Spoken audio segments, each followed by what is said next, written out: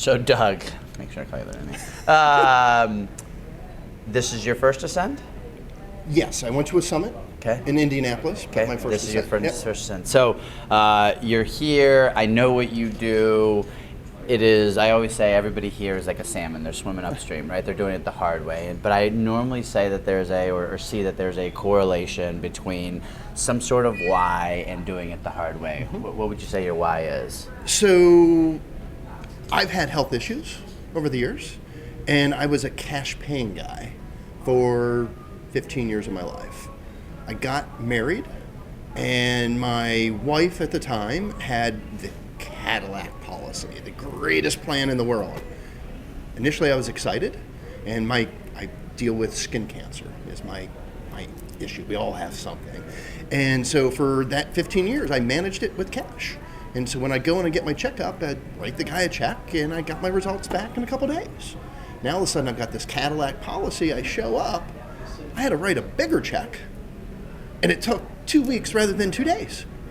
The craziest thing in the world. And I went, this is ridiculous. So I started lying to my doctor and telling him I did not have health insurance, because for me, it was cheaper and I got better access.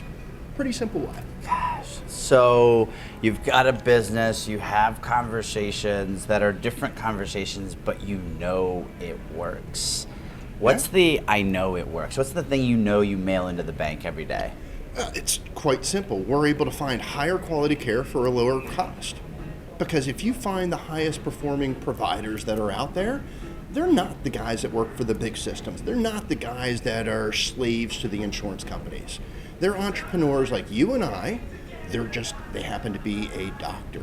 They want to deliver the highest level of care that they can absolutely deliver, and they want to get paid fairly for it. It's simple why we're all in business.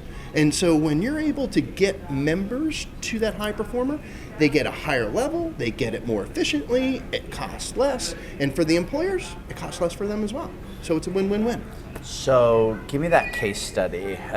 Give me that thing, that story, so somebody can personify this. Be like, hey, this all sounds good, but what is that in everyday world? So I'll look at a total joint program that we run in Las Vegas. Okay, we treat patients from every other state in the United States.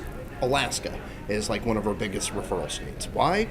Alaska's got bad care and it's high cost care. So a total joint up there is going to cost the plan $70,000 to $80,000 for mediocre care. Not great care, mediocre care.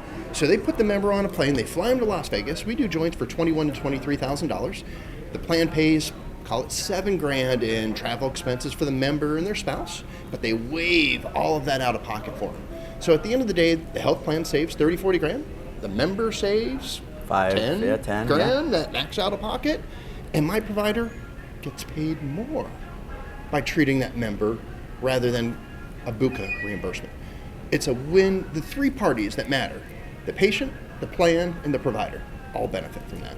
Awesome. So sounds like a no-brainer. Take that to the bank, but not everybody does it. If you're sitting in front of an advisor, if you're sitting in front of an employer right now, what do you talk to them about?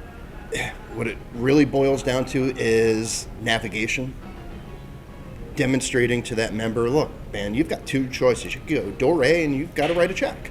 You can go door B, it doesn't cost you anything. Door B, better providers, better access. It's a pretty easy equation.